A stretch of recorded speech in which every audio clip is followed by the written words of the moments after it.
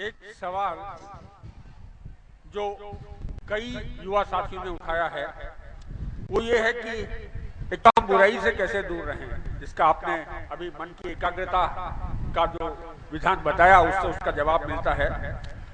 लेकिन इसके आगे एक सवाल और उठता है कि अगर गति और दिशा दोनों सही हो लेकिन उसके बावजूद भी अगर सफलता ना मिले तो ऐसे में क्या हो, और एक व्यक्ति का जीवन सफल रहा इसको कैसे समझेंगे। ये दोनों किए हुए सवाल हैं, कृपया इस पर प्रकाश करें।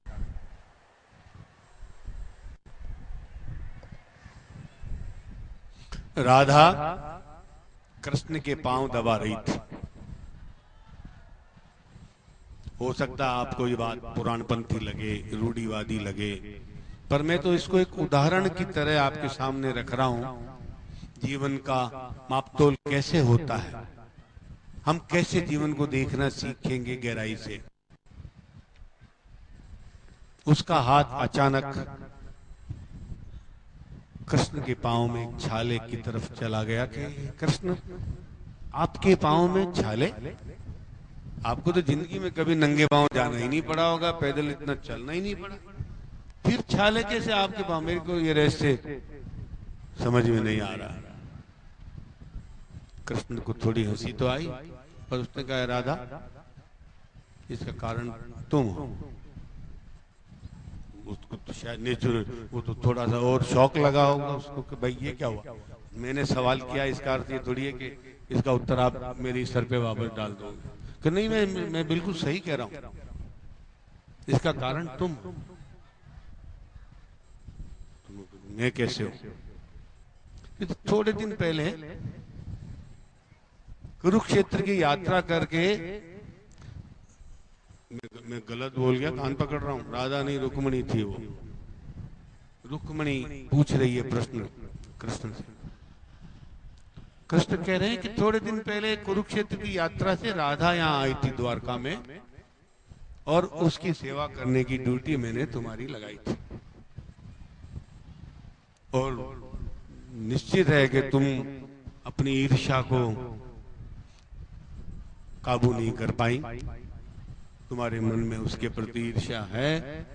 उसने काम किया, तुमने एक बार उसको बहुत गरम गरम दूध पिला दिया। तुमको मालूम नहीं है कि उसके हृदय में मेरे चरण रहते हैं। वो गरम गरम दूध जब वहां गिरा तो मेरे पांव छाले हो गए।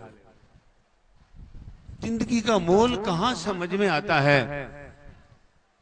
जो हम सोचते हैं उसके आगे दुनिया में कुछ है भी या नहीं। हमारे यहाँ कृष्ण क्या, गीता क्या, सारे शास्त्र एक बात कहते हैं, अपने आप को कर्ता मत मानो। हमको नहीं मालूम कि 2 घंटे बाद क्या होगा, कौन करेगा।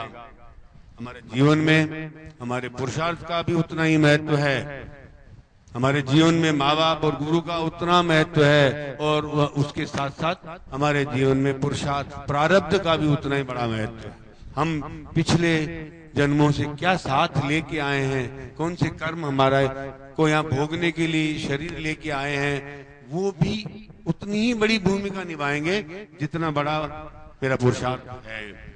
और शायद मैं आपको ये बात यहाँ सही है अगर मैं बताऊं कि हमारे यहाँ एक परंपरा है, आदमी जब घर में बच्चा पैदा होता है तो भागता आदमी ज्योतिषी के यहाँ कि इसकी कोई जन्म कुंडली बना के मुझे बताओ, ये क्या करेगा, कैसा निकलेगा, क्या। एक परंपरा है, ज्ञान भी है इसमें, या यूं कहिए कि एक विज्ञान ज्योतिषी का भी है।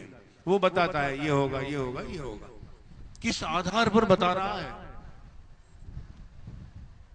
और वो गलत नहीं निकल रहा है। ये और दूसरी साइड देखिए, अगर इस साल में ये जिस साल में जो बड़े बड़े काम दिखाई पड़ रहे हैं वो कागज पे लिख के आपको दे रहा है।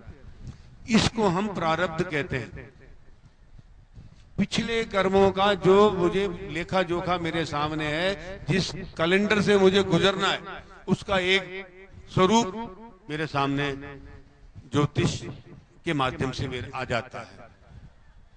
और मोटे रूप से, क्योंकि अगर मेरे मन पे जिंदगी चले तो मैं कभी बीमार होना नहीं चाहूंगा, मैं कभी एक्सीडेंट होना मेरा कभी मुझे अच्छा नहीं लगना, मगर ये सब होते हैं और ये सब वहां लिखे हैं। लेकिन जिंदगी की कीमत कहां है? मेरे पास्ट ने, मेरे अतीत ने मेरा वर्तमान बनाया और मुझे इस वर्तमान से मुझे अपना भविष्य बनाना है। मैं अपना भाग्य का विधाता बनूं, मैं नर से नारायण बनूं।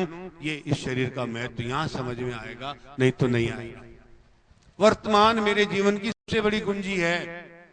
जो कर्म मैं यहां करूंगा उससे मैं पिछले कर्मों को भी धो सकता हूं। मेरा जो नया कैलेंडर बनेगा वो इन दोनों का मिला जुला परिणाम हो। पिछला कैलेंडर मुझे कहीं ले जा रहा है, लेकिन मेरा वर्तमान कर्म में एक चीज है, क्या है वो? जो मैंने अभी उदाहरण दिया, भावना, नीयत से परिणाम आता है।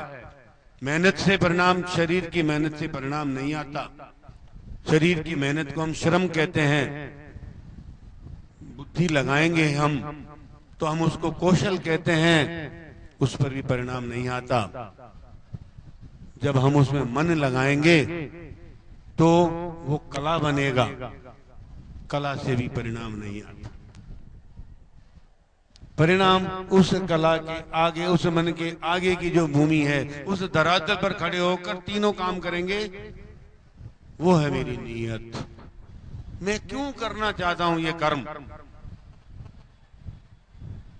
परिणाम सारे इस नीयत पर टिके हैं। इंटेंशन क्या है इस कर्म के पीछे मेरा? अब इसके पीछे समाज की भावना है, मंगल कामना है, मानवता के प्रति मंगल कामना है, तो आप निश्चित मानिए चलिए कि 100% सफलता आपके साथ ही रहेगी। और वो कर्म आपका तपस्या का रूप बन जाएगा, अपने आप बन जाएगा, पूजा बन जाएगा वो कर्म आपका, और सफलता उसमें निश्चित है। क्योंकि वो जो नीयत कहलाती है, वो जो भावना आपकी कहला रही है, वही आपकी आत्मा का अंश, साक्षी भाव भी ईश्वर का वही है, आपको मिलेगा। और आपका जो खुद का परिष्कृत स्वरूप, आत्म साक्षात्कार का जो धरातल है, वो उस भावना के साथ ही जुड़ा हुआ दिखाई देता है, और वहीं से सफलता मिलती है। यानी यूं समझिए कि वो प्रमाण पत्र वहीं से मिलेगा कि आप सफल हो जाएंगे, वो गारंटी कार्ड है आपका। अगर उसमें नीयत अच्छी नहीं है, आप कितनी भी मेहनत करें, कितना भी समय लगाएं, कितना भी धन लगाएं, और कुछ भी कोशिश करके देख लें, सफलता की गारंटी नहीं है। और निश्चित है कि अगर नीयत अच्छी नहीं है तो उन कर्मों के जो फल हमको मिलेंगे वो भी दुखदायी होंगे, सुख तो उसमें मिल ही नहीं सकता। इसलिए हमें उस सुख को भी परिभाषित करना चाहिए, उस सपने को भी परिभाषित करना चाहिए, उस विश्वास को भी परिभाषित करना चाहिए, जिसको हम अपना धर्म मानकर जीना चाहते हैं।